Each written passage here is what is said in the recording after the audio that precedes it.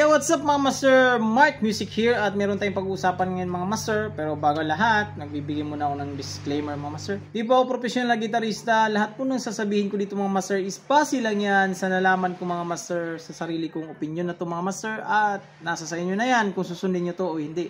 Let's go! Ang pag-usapan natin ngayon mga master is paano aralin yung family chords. Yun, sa mga nag-start, beginners mga master. Mahalaga nating malaman na yung family chords is may isang root lang yan. Sa klaw ng isang root na yan is meron siyang mga kasama. Kumbaga, ito yun mga master. Ito yung example, nandito tayo sa C. Ito yung kanyang root key. Yan yung root, yung ugat, at ito yung mga hanay niya. Sa beginners, dapat na bang mag-aral ng family chords? Agad yung aralin. So, ito yan mga master. Ang pinakauna talaga na aralin mga master as a beginners is mga chord. Ito mga master mga chords lang muna. Huwag ka munang mag-family chords mga master. Kasi ang family chords is kanito may specific na agad siya na mga chords. Sample natin mga master, ito yung D sharp or E flat minor. O, paano natin yan ilagay? Kasi ito family chord ng B. So, paano natin hanapin yon? Oh, yon. Mahalagang maintindihan nito mga master na yung family chord na yan is parang ano na yan siya, yung letter na kumbaga yan, sentence yan, sentence na yan. Yung mga chord is siya yung, kumbaga nag-aral tayo E, B, C, D. Yan, kailangan muna natin alamin na ito E, F, F sharp, G, G sharp, A sharp, B yan, so on, so on. Ganon din sa baba, merong A, B flat, B, C, C sharp, D, so on, so forth. Ang alamin mo lang dyan, itukoy mo lang yung pinaka-importante, minor at major. So, ito yun mga master.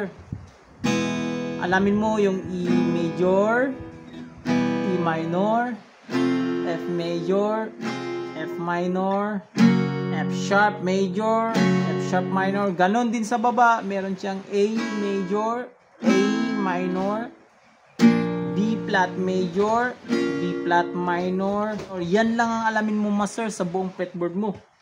Yan lang. A, B, C, D. Yung alphabet, kumbaga sa yung nag-aaral tayo.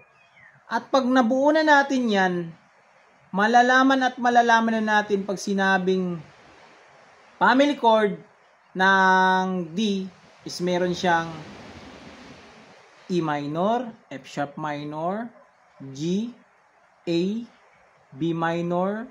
Yan. So, alam na agad natin yan. Madali na natin yan makita kasi nadaanan na natin yung alphabet. So, meron siyang yung mga chords. So, meron siyang D, E minor, F sharp minor, G, A, B minor. Nadadaanan na kasi natin yan. Tagpa ko na isang example. Pag sabing, ano yung family chords ng B flat? Di, ilagay mo lang yung B flat. Alam na natin yung family chords ng B flat na meron siyang B flat major, C minor, D minor, D sharp major. Kumbaga, alam na natin, master, hindi na tayo malilito pag anong mga family chords. Kumbaga, ito yung family chords, yung step 2. Step 2 na siya. Kumbaga, yung nag-aaral tayo, yung gagawa na tayo ng sentence. Yan, ipag-dugtong-dugtong na natin yung mga chords na nalaman natin. Tandaan, ito yung step 2 mga master, at yung step 1 is yung aralin mo yung mga chords sa buong fretboard mo.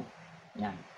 Yan lang mga master sa ating quick tips mga master para sa mga beginners na nag-aaral mga master. This is Mark Music. God bless you all. Peace out.